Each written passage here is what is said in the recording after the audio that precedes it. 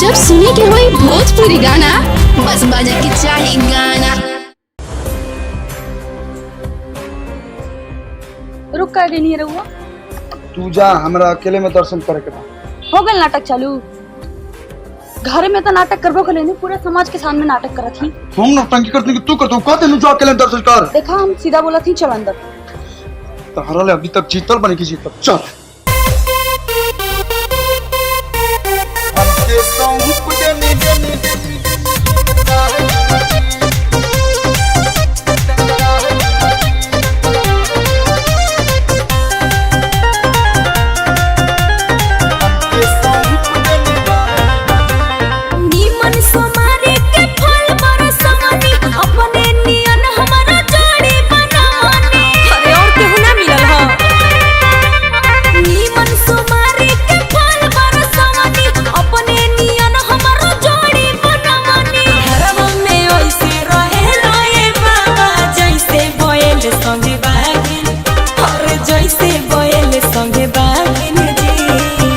हमरो दुख सुनिए भोलेनाथ। अरे अपने तये बाबा नाग रखली हनी, अपने तये बाबा नाग रखली हनी, हमके सौंप देनी ना जी।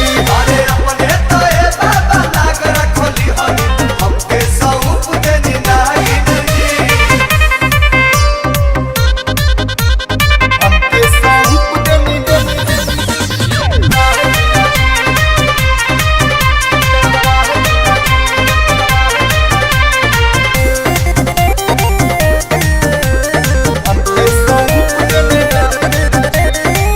कईनी पूजा राऊ बेल पतई फूल से, लिख देनी भाग हमार रउआ तेरा सोल से।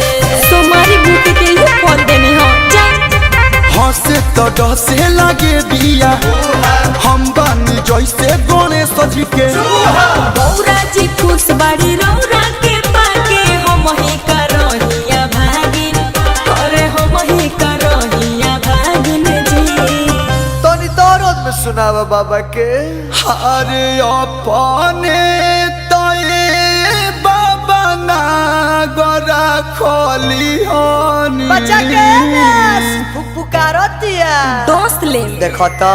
अरे अपने तये बाबा नाग रखली हनी, हमके सौंप देनी नागिन जी। अरे अपने तये बाबा नाग रखली हनी, हमके सौंप देनी नागिन जी।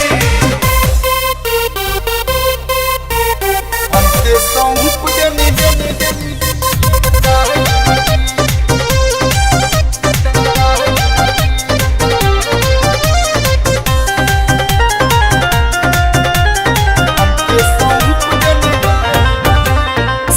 बेरी छती सुगुनवा मिलल गोड़ी तगड़ा, अब तो रहेला खाली छती सके आकड़ा, हमेशा लड़ते रहेले। देखो तो सुख बाकी दुख साथी बादे बुझाला, हमें हर पीड़ित बानी कदीना। पलू के पलू में बांधे से बढ़िया रहती भोले बैरागिन, अरे रहती भोले बैरागिन जी। अरे अपने तये बाबा पोसले लगे हुआन, धामी नहीं का। अरे अपने तये बाबा पोसले लगे हुआन, हमके खाना देला नागिन जी। अरे अपने तये बाबा नाग रखली हनी, हमके सौंप देनी नागिन जी। जैसा ने बड़े ठीके बड़े। अरे हमरो दुख सुनिए भोलेनाथ। अरे अपने तये बाबा नाग रखली हनी, अपने तये बाबा नाग रखली हनी, हमके सौंप देनी ना जी।